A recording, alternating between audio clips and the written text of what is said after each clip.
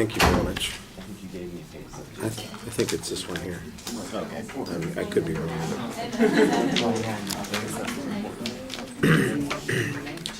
All right, let's go through the speeches and talk about how you did there, and then we'll kind of look at the whole of the debate as we go along.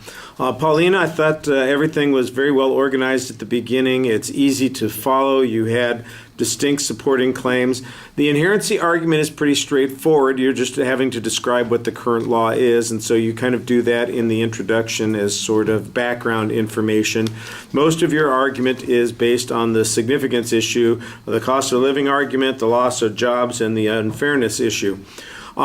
I think that you did a good job talking about the cost of living and providing us with some basic groundwork on what those costs would consist of, and the way that the cost of living would affect wages and how wages, for example, even if you increase the minimum wage, it's not going to be able to keep up with that. That sets a good precedent for arguments later on, because that's one of the arguments that the negative is going to be making, is they're going to argue that the increase is minimal, and in the long run, the increased wage provides extra benefits.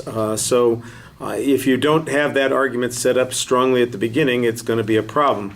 The jobs issue, I think, is an important one, because your argument basically comes down to that the people who are most going to be affected by these are going to be the low-income, unskilled workers, the folks that are on the margins, in essence.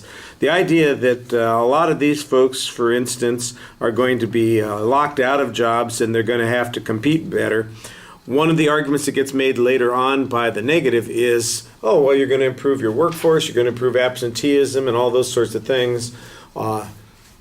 You might be willing to say, you know what, that may be a benefit, because people who get paid so much more are going to be seen as more valuable. You even make the argument at one point that says employers are going to be more selective about who they hire as a consequence, because they're doing those particular things. So you could agree with that and say, and so who gets left out?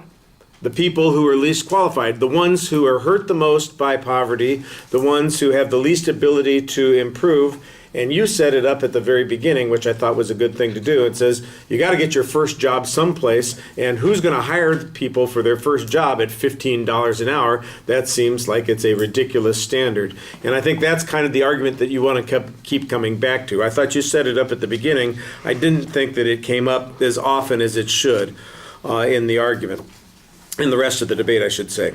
I think you've got a good third argument about the unfairness to business, and that this could be expanded a little bit more about what the consequence is to businesses, that they have to constantly retool and rejigger their business plan in order to make adjustments on these sorts of things and hope for the best. And that there's an argument, I think there's a good argument to be made that says that businesses should be allowed to run their businesses, and the government shouldn't be engaged in mandating what the businesses do all the time and creating their business plans and all those sorts of things, because they never talked about that issue at all. And then that would be a position that you could keep coming back to and saying, we have an additional issue that we made that said, that it's unfair to these businesses that they constantly have to do this sort of thing. And the negative never talked about that. They only talked about the employment issues and the cost of living issues. And we think that that's an important reason to change this as well. We think that this is a government overstep. And I do like at the end when you come back to the issue of it being potentially reckless to be taking that. I think that's the argument America makes at the end. He's saying, in essence, we're talking about going from what the current wage is in California, which was increased just last year to $10 an hour, we're going to have a 33% increase in the minimum wage over the next 5 years. When was the last time we ever increased the minimum wage by 33% in that amount of time? That's what the negative says we ought to allow to happen. And then you go back to your arguments about how whenever we had increases in the past, they were very minuscule, they were small amounts, and it happened incrementally. They're going to come back and say, well, it is incremental. Yeah, but by 2000, whatever it is, 22 or 2022, it's going to be up by 33% higher than what it is now. Actually, I guess it's 50% higher than what it is now. So it's a substantial increase that you're talking about. And I think one of the other arguments that you can then make when you come back to that issue is that all of the examples that the negative is talking about later on are based on very small differences in what the minimum wage went up. Because they've got a whole bunch of arguments here that says it didn't have an effect on employment, it was minimal effect. They've even made some arguments that says unemployment went down as a consequence. Your first response to that would be able to be, all of those were minimum wage increases of, a small amount. Now they said, well, you should compare it as a percentage. Okay, well, 10 cents is what percent of $3.15 an hour? That's whatever it happens to be. You'd have to figure out what it is, but it's probably, I'm doing math in my head in front of people. You never want to do that. What, 0.3% or something like that? That's a 3% increase. And what is the dollar an hour that it goes up each year under the current thing? Well, that's a 10 or 11% increase. So that's 3 or 4 times as large an increase each year as opposed to a 2 to 3% increase over a 2 or 3 year period, which is what we had in the past. So when they argue that we've got all these examples of the past where it didn't have a substantial impact, you say, yeah, but they were making very different changes than they're talking about now. And I think you've set the groundwork up for that, so you have the ability to make those arguments based on the stuff that's in the first affirmative constructive. Now, some of those things, like I said, get talked about again later on, some of them don't. All right, Ryan, I thought that you had a good set of arguments and excellent evidence on the employment issue. You have to apply it more directly to the advocate's employment argument. It's basically, you have a whole set of arguments that you're making that are completely separate from anything that the affirmative said. I'm going to set up my own structure. I'm going to just present my evidence and make my claims, and hopefully everybody will figure it out. So it's well organized, but it doesn't apply very clearly. Now, I think there are places where it does apply, and that comes up in the course of the debate, but perhaps it's a little selfish, And the truth is, on that argument, that would have been very easy to drop down and say, all right, on her second point, or on her first point, on her second point, when she's talking about the jobs issue, let me talk about why this isn't the case. And then you can make basically the same arguments, but you'd have applied them in an appropriate spot. The idea of the living wage, this is kind of a negative philosophy that you are developing here that I think is an interesting point, and I think it's probably the point that the people who are advocating increasing the wage are saying, and that is that the minimum wage needs to be closer to a living wage, especially in a place like California where it's expensive to live. If we have people pay too little, it's paid too little, they can't afford to live here, and that's a problem. Now, what kinds of problems it causes, you don't really explain. That seems to me like one of the things that would be a disadvantage argument that could be developed. So one of the consequences is that people become dependent on public services, for instance, or they have to have multiple jobs in order to function, which means that they can't contribute to society in the way that other people might. They may not be able to do the kinds of things that would benefit their kids, for instance, because they don't have the leisure time or the extra time to parent their children, that kind of thing. Those are all potential reasons why we need to increase those wages. You guys make it mostly about the employment issue and the idea of having a living wage. I do think that presents the affirmative with an opportunity. They could potentially come back and say, well, look, we're functioning. People are employed. You've said the unemployment rate is relatively low with our current minimum wage. So what is this change going to accomplish? If people are functioning now, they may not be functioning in the future. They may be losing their jobs, and that would be worse. At best, you're saying that they would have to, have some, less responsibility. They have more of a living wage. Well, why is that an advantage? Why does that become an advantage? And I think, like I said, that would be the second negative disadvantage argument. You're going to say we're going to gain these big advantages about the quality of life and about the ability of people to live a particular way as a result of this change, but that never gets developed as an argument by your side in the debate. On the cost of living issue, again, I think this is kind of where you come down on the living wage issue, and then you try and apply it to the cost of living issue. There are a couple of arguments that I think are effectively express that, but again, it's not directly applied to that point, and I think that's a little bit of a cheat. And your final argument basically says, look, it's not going to have that big an impact after all. You got to be careful about that argument because, if your position is it's not going to have that big an impact, then why are we doing it? You need to be saying that it has a big impact, and that big impact has to be something that's advantageous as opposed to be something that's negative. I know you're trying to kind of walk the line between saying, nothing bad's going to happen, but at the same time, this is a pretty big change, and there's got to be a reason for doing it, and that reason for doing it, I think, is what the basis of the second negative arguments ought to be, and that's not really what we get. We get some different kinds of arguments in the second negative, so I think that's a little bit of an issue. All right. Mirka, I thought that you started off pretty well responding to the fact that the negative is not directly responding to your issues and pointing that out, that the structural arguments, maybe have some generic application, but it's not direct to the points that your partner presented. I thought that was a legitimate criticism. And then you went after some of those arguments pretty effectively on the living wage versus the minimum wage. I think you guys are a little bit slow to make this argument that the minimum wage and the living wage are not.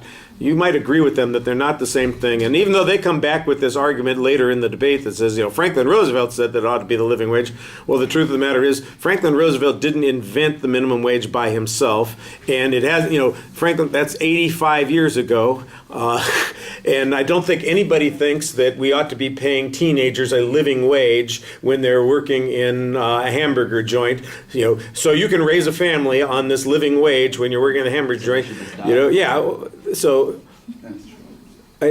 most teenagers aren't supporting themselves. Thank you for your argument. You can participate in the third affirmative rebuttal argument later. I don't make enough money.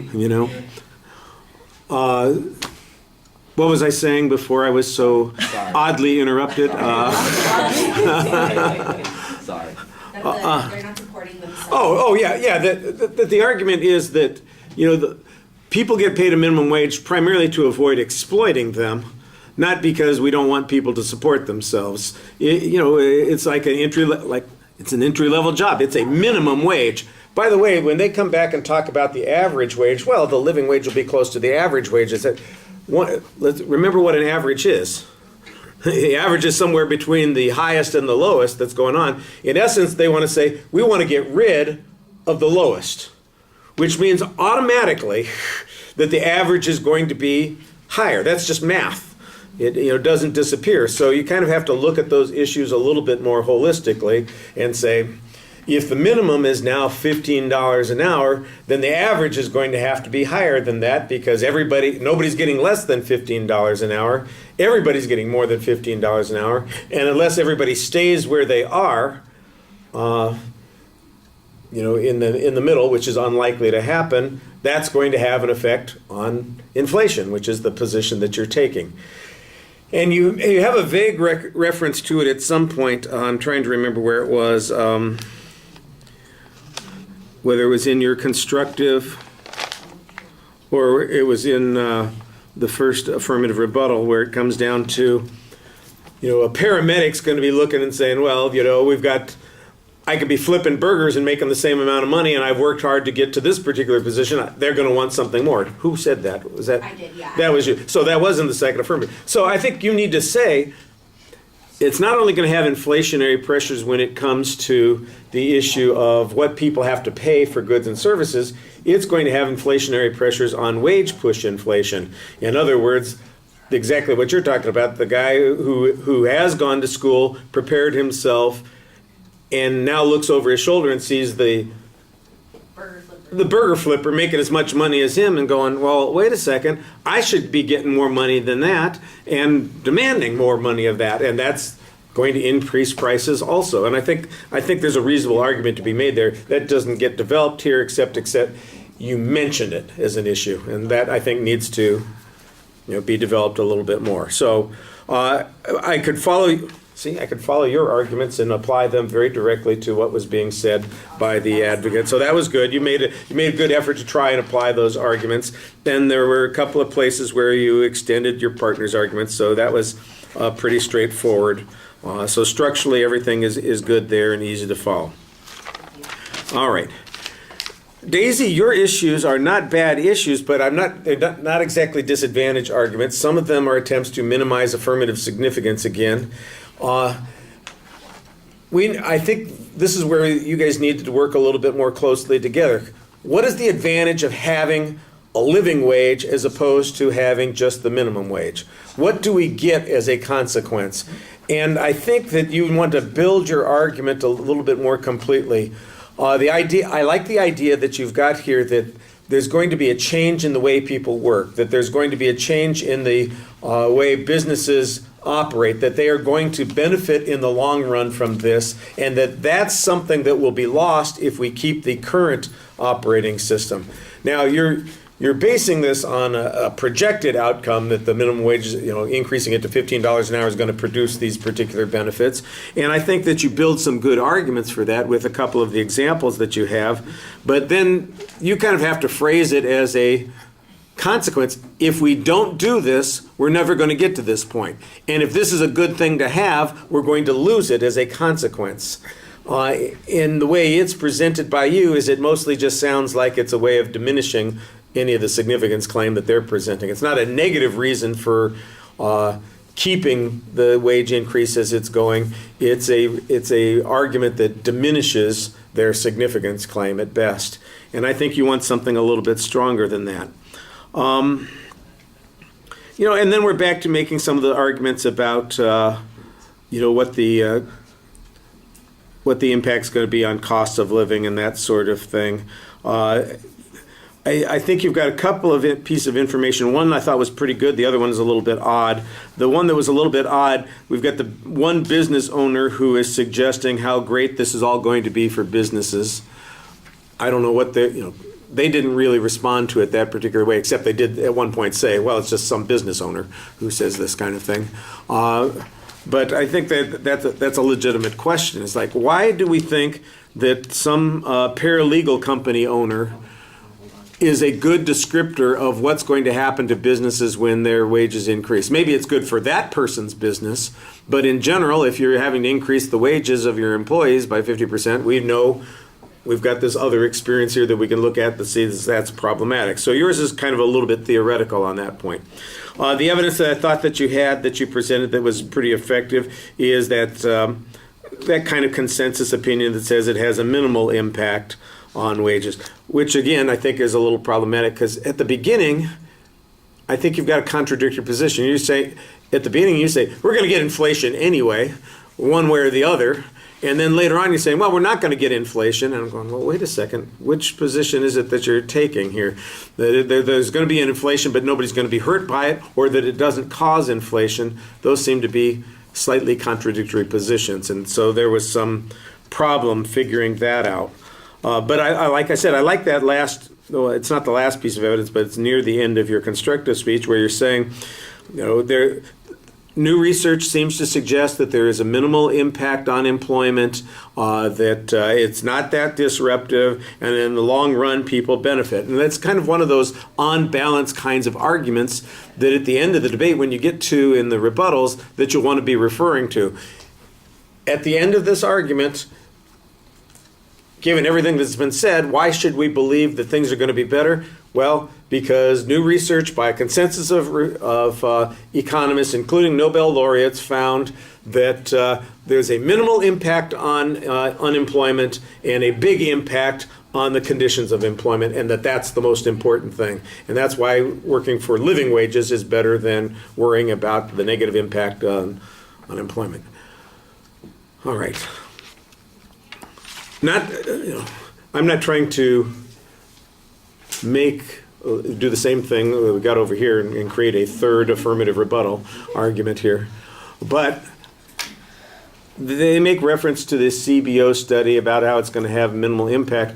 I know that the Congressional Budget Office estimated in the same study that they make reference to that increase of the minimum wage to $10.10 an hour would cause 600,000 lost jobs.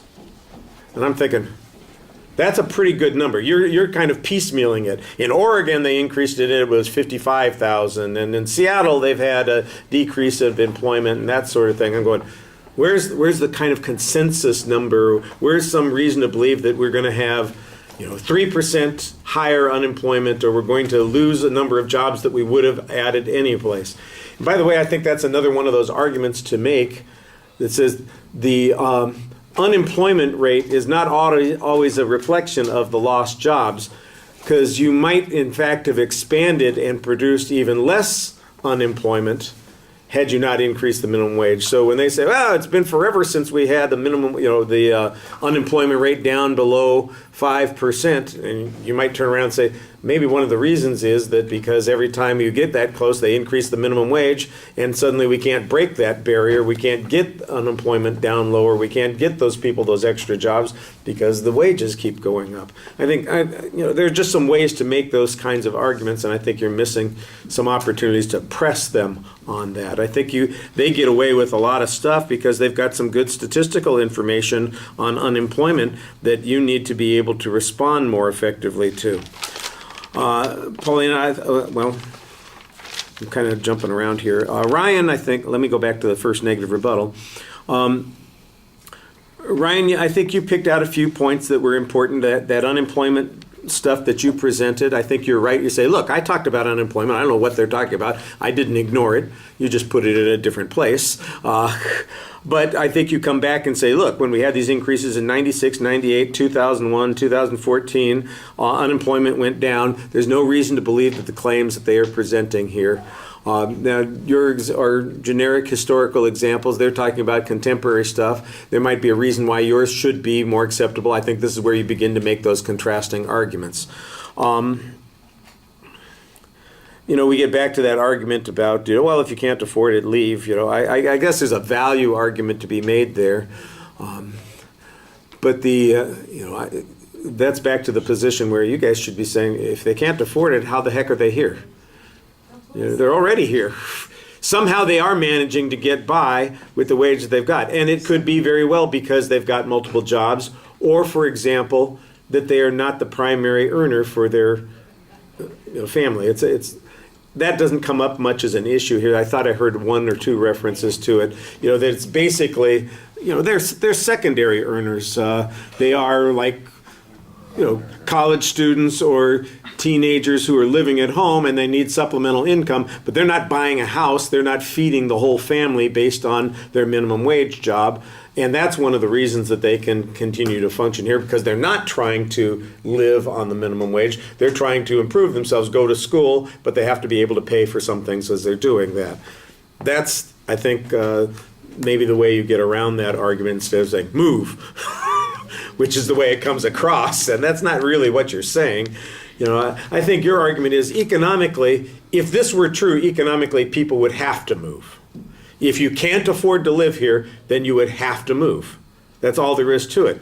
The fact that they are living here and continuing to function with those wages is a demonstration that they don't need a living wage because there's some other reason that they're functioning, whatever that explanation is. And like I was saying, I think that explanation is probably that they are the secondary earners in their family, not the primary earner in their family. So I think that would be a good response to that particular point that they're bringing up there. just a little bit different there. All right, and then Paulina, I thought you did the right thing trying to respond to all of the the second negative arguments and kind of try to follow their structure. The part of the problem was that Daisy's arguments aren't structured as separate disadvantages. They're just kind of issues that if you put them together, they might make a disadvantage, but they don't seem to be pulling the trigger at that final point, which means that you're kind of hitting and missing on things because you're just trying to respond to those points as you go along. But I thought you did a pretty good job of identifying those things. There was this one place where you were doing the dollar comparison, with 1970s and 1980s. I'm sitting there listening to this, I'm going, okay, and so what does that mean?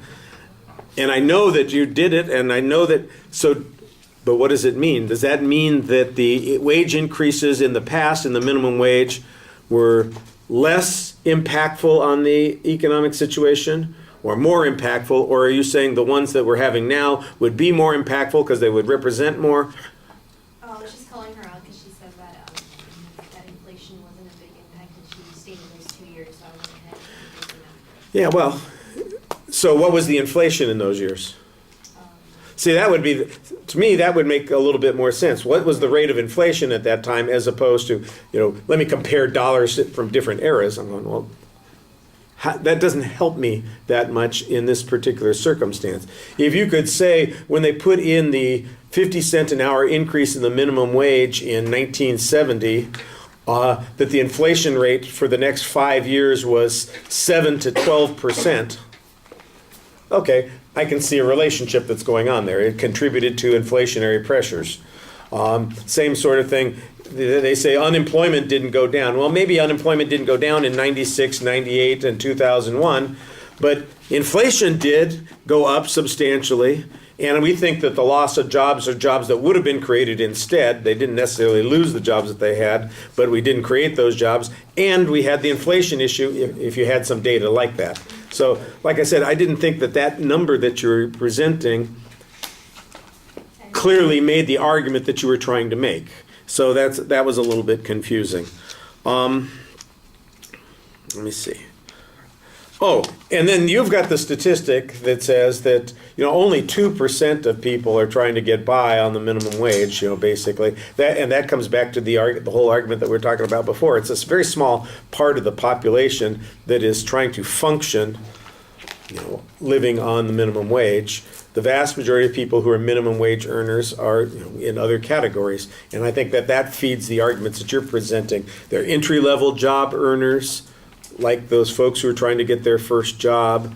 They're unskilled workers who have multiple jobs, and if they didn't have, they couldn't get the minimum wage, they wouldn't get anything because frankly, there's not a discussion about this. What are you paying $15 an hour for somebody to do when they're an unskilled worker? Like you said, wash dishes. It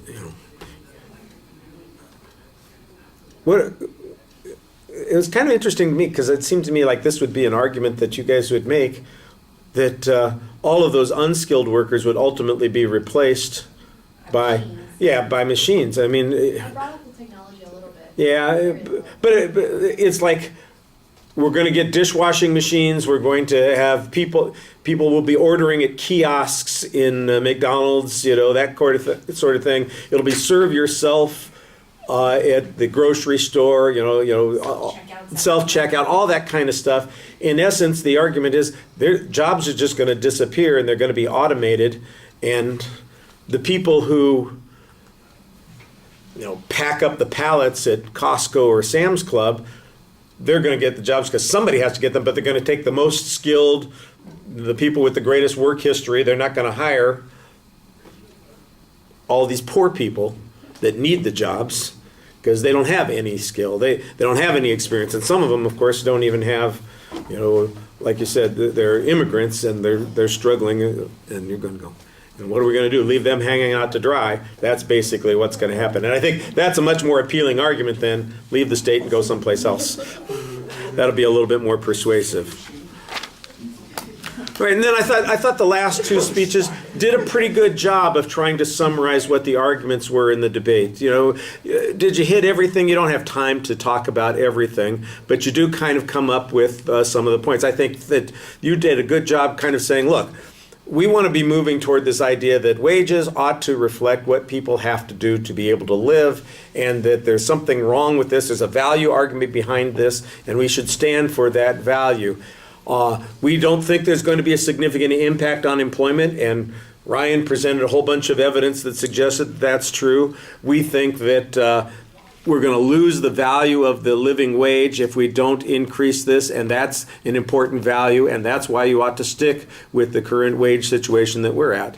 And then if you guys, like I said, I think you did a pretty good job there, but you would have had a few more arguments there if you'd gone back to that business issue, for instance, which they never talked about, and you could say, look, let's suppose that they're right, that it's not, that there's a minimal impact on employment because employers manage to figure it out.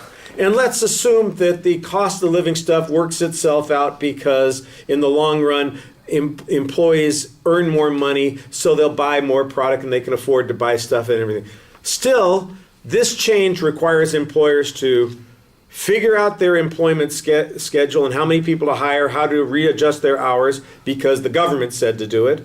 And it requires them to adjust what they charge for things because the government said we have to change these things, and it has an impact on that. And businesses would like to be able to run on the basis of economics, not on the basis of government edict. And that's what we're getting here. And that would be an additional reason to support your position, even if their other two arguments were, if they had mitigated those to some degree. So I think you guys set yourselves up for having that kind of an argument, and then you don't exploit that one. So now it's going to come down to the question of, what's the impact on employment and whether or not the cost of living increase is going to be significant enough for us to worry about, which are issues of fact. Okay. Questions? Did I talk your ear off enough? Yeah. That's my goal. Make sure you get plenty of feedback on this. Because, I put in a paragraph or two of comments on the evaluation form, but it's never going to be as thorough as this discussion was. Okay? All right. Well, if you don't have questions, you have. Are we going to get our score next time? I don't know if you'll get it next time. You'll probably get it next week. Next week, okay. Right. I want to keep